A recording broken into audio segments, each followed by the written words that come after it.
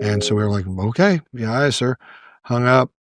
Next morning, got down to one police plaza. The whole unit was there. That's probably, I don't know, 30 of us.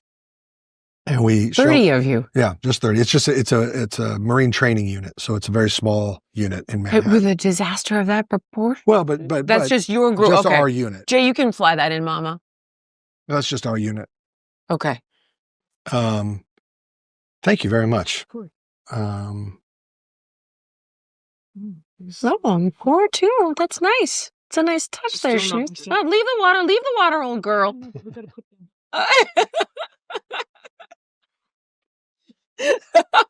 Good girl. My first day on the earth. Oh, there's no.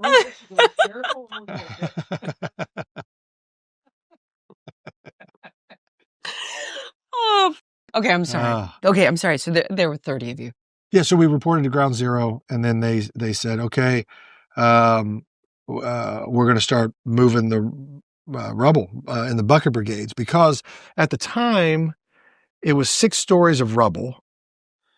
And we didn't know if there were survivors. We didn't know if there were hundreds, thousands. We didn't know if anybody was alive or dead. We didn't know anything. All we knew is that if you brought in heavy equipment, you would have cave-ins, we thought. Plus, there were many buildings still around that were unstable. You know, when the tower fell, it carved out the front of buildings like Godzilla. It looked like a claw had gone through the front of a building. So there were unstable buildings still around that could collapse. And I think one of them did collapse, the next day, like World Trade Center 5 or 7 or something fell. So, there were more, it was unstable. Yeah. But time was of the essence because we didn't know if there were survivors. Nobody knew anything, right? Everybody, it was the biggest sucker punch since Pearl Harbor. So nobody knew what was happening. This was unfolding very, very quickly. So firefighters from all the tri-state area were coming in, first responders, everybody was coming in to help, especially to augment the NYFD because they had been hit so hard. So you had a lot of chiefs and military and law enforcement, and you just had a lot of people at one police plaza trying to figure out, okay, who's in charge, who's doing this, what's your responsibility, So they took our unit and they said, go down to World Trade Center 1 on the south east corner. I remember because there was a Burger King down, and all the windows were blown out of this Burger King.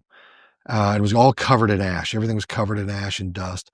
But that's where we set up. We took our backpacks, dropped our gear and everything. We just staged in the Burger King.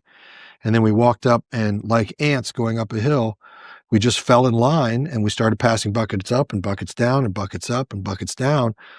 And then every now and then they would blow a whistle and everybody would stop moving. And you could hear a pin drop. And they would lower listening devices down into the rubble.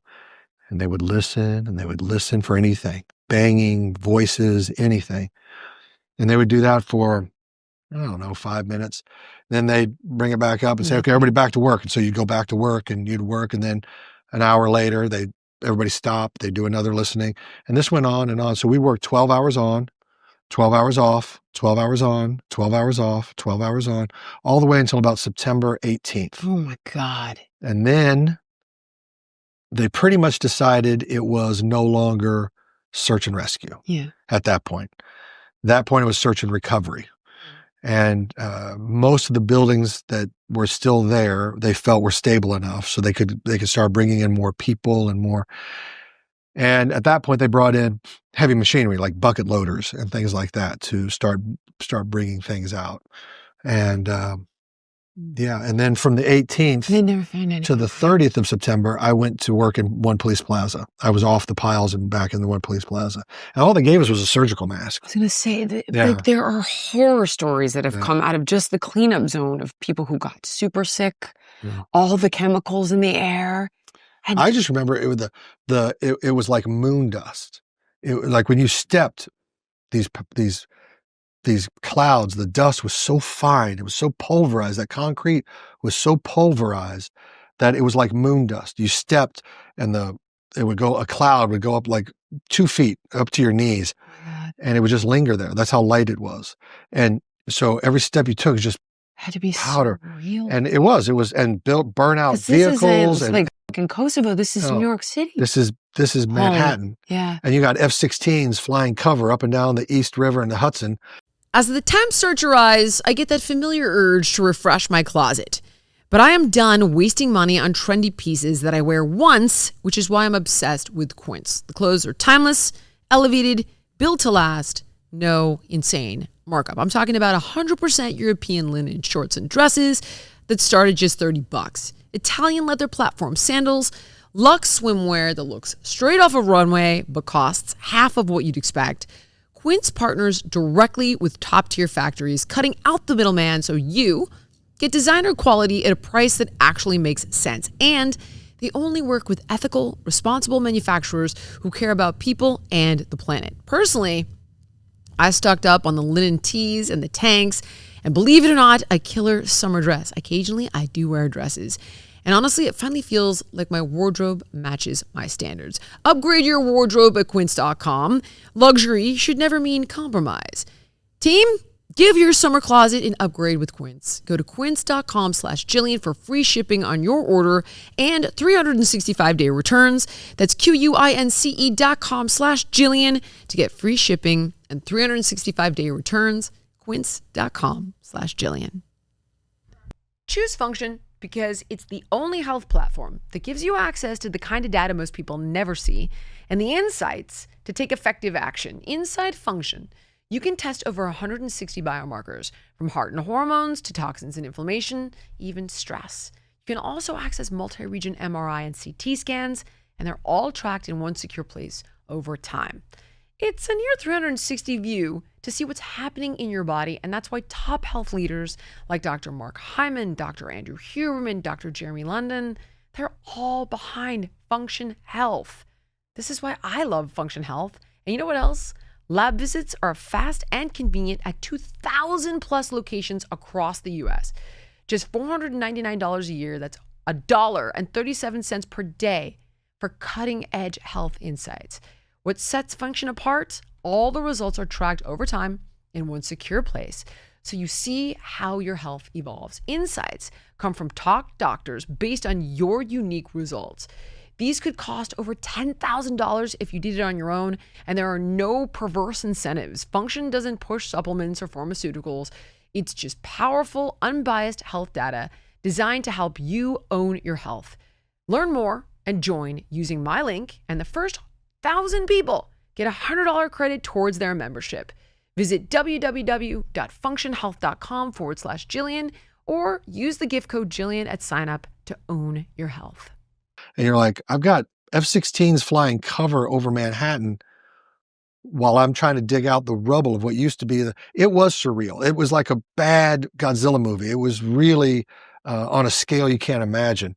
And then it rained at one point, and all that powder turned into a paste, and it was a wet concrete, burning metal smell I'll never forget.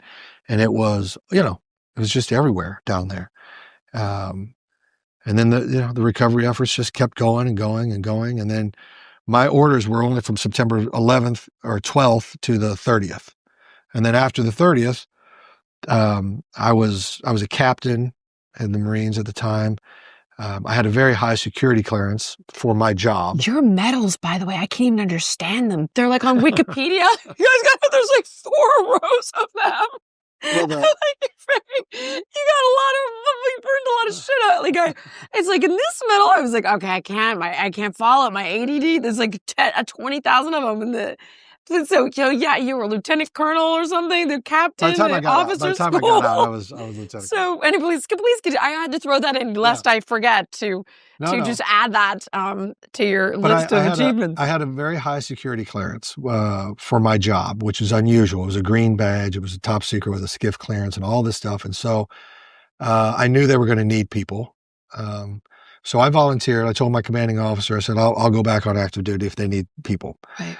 And I knew they were going to need people. I mean, we were just about to start this major 20-year war on terror, right? And sure enough, I got orders from Central Command on November 11th, November 10th, the Marine Corps birthday, to report to Central Command. So I got the orders on November 10th, rented a car in New York because I didn't have a car, rented a car in New York, drove to North Carolina, processed back into the Marine Corps. Did you want to go back into the Marine Corps? Yeah. You just got to New York. You probably wanted to start your... Well, I did, but my country was just attacked, you know? So you were obviously there doing stand-up. I was doing improv, yeah. And then you all had to leave it and... Yeah. Oh, that's so tough, Rob. Jesus. So then my parents drove from Kansas City out to North Carolina and met me in North Carolina. I turned in the rental car. They gave me their car. I drove from there down to Tampa, Florida, which is where Central Command is. Checked in at Central Command on November 17th. And then like November probably 26th or 7th, 10 days later, I was on a plane to Afghanistan. And no, this is 2001. This is 2001. Like we hadn't even taken the southern part of the country yet. Like we were just where the movie 12 Strong, where that movie ends, they are capturing Mazar-e-Sharif, which is the biggest city in the north, okay, of Afghanistan. That's where the movie ends. A week after that is where I joined them. And in the movie, I play, in 12 Strong, I play Lieutenant Colonel Max Bowers, who was my commanding officer when I got to Afghanistan, when I got to Mazar-e-Sharif. I didn't realize that. Yeah. Hold on, wait, let me clarify this. Yeah. You in the movie, Yeah. you play your commanding officer from real life. Yeah. Small world. Really small world. How did I not pick that up? And he was That's like, incredible. and I called him, or I texted him and I said, hey, I'm playing you in the movie or whatever. And he's like, oh. Active Skin Repair utilizes a molecule called hypochlorous acid. Now, when you apply it to the skin, the molecule works by mimicking the natural immune response to cleanse, soothe irritation, reduce inflammation, and support healing. Active Skin Repair can be used to treat a wide range of skin issues, including cuts, scrapes, burns, sunburns, diaper rashes, and other types of skin damage. And it's also safe and non-toxic, making it suitable for use on all skin types, all parts of the body, and you can even use it on rosacea, eczema, and acne-prone skin.